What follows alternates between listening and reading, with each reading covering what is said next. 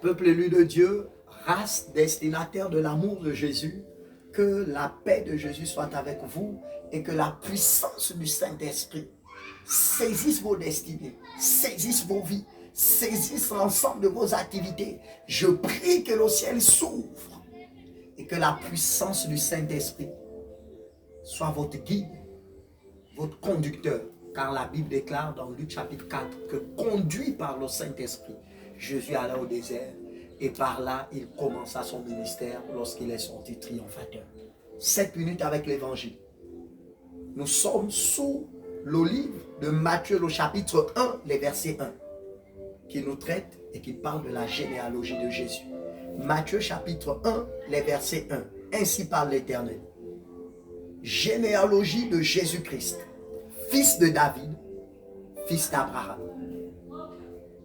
Notre message s'intitule Fils de David, fils d'Abraham.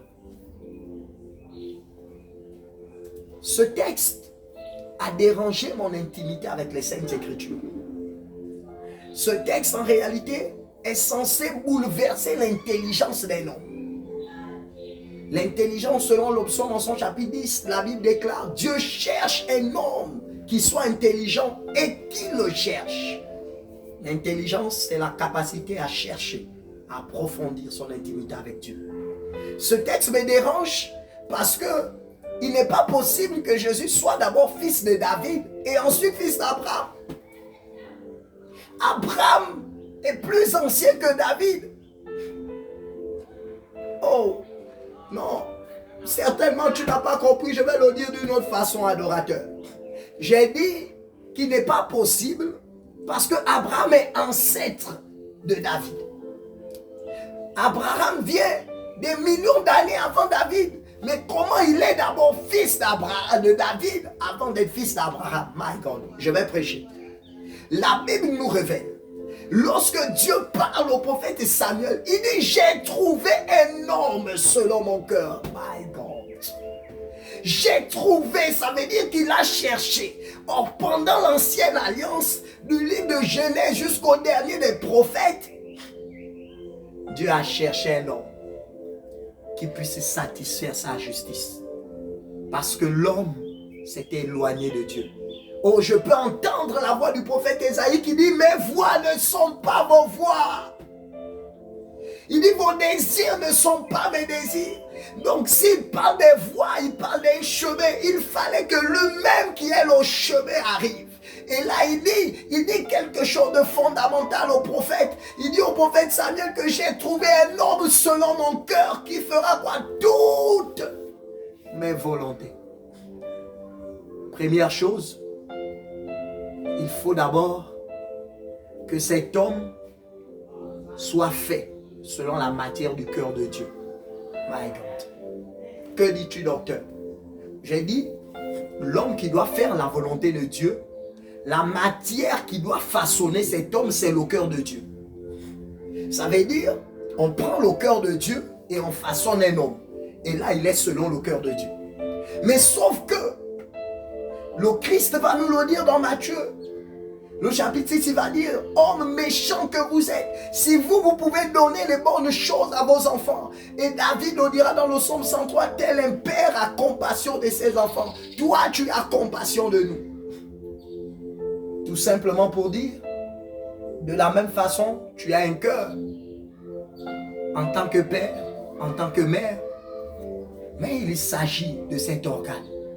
Mais sauf que dans le monde de l'esprit, qu'est-ce que le cœur? Le cœur est le siège de la foi. La foi réside où? Dans le cœur, my God. Oh, docteur, que veux-tu dire? Je suis en train de dire que David est le symbole du cœur, mais Abraham est le symbole de la foi. Autrement dit, David est le symbole de l'adoration, mais Abraham est le symbole des ailes de l'adoration. C'est la foi qui fait envoler ton adoration qui est sur la terre pour aller à la rencontre de ton Père dans les cieux. C'est pourquoi le grand frère dira, lorsque vous priez, dites: notre Père qui est aux cieux. Matthieu chapitre 6, le verset 33, attachez-vous, ayez de l'affection, que vos cœurs s'attachent aux choses d'en haut. fils de David, fils d'Abraham. Qui est David? David est berger, le meilleur de tous. Depuis le livre de Genèse, aucun berger n'a eu le courage d'affronter un ours. Mais pour les brebis, David l'a fait. Et l'ours était le symbole de la mort. L'ours était le symbole du séjour des morts. Et David préfigurait celui qui dira dans Jean chapitre 10, je suis le bon berger. Donc en réalité, ce n'était pas David le bon berger. Il dit, c'est lui, il dit, je suis le bon berger. Le berger parle et les brebis accourent. Il va même plus loin, il dit, le bon berger donne sa vie pour ses brebis. David n'a pas donné sa vie, non. Mais lui, il est allé jusqu'au séjour des morts, il a donné sa vie. Et il est fils d'Abraham, pourquoi? La Bible déclare dans le livre de Romains, le chapitre 4. Abraham a cru en un Dieu qui donne la vie aux morts. Et il est fils d'Abraham parce que il savait que lui, fils de son Père qui est dans les cieux, lui, Dieu fait chair, il y a la vie en lui, même lorsqu'il est au séjour des morts. Fils de David, fils d'Abraham.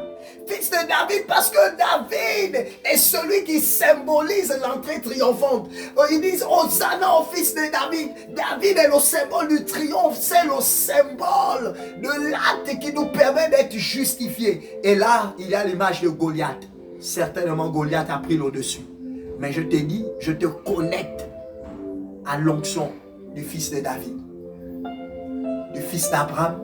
Parce qu'il te suffit de croire pour que les choses bougent autour de toi. Que la paix de Jésus soit sur toi. Fils de David, fils d'Abraham. Connecte-toi à Dieu au nom de Jésus.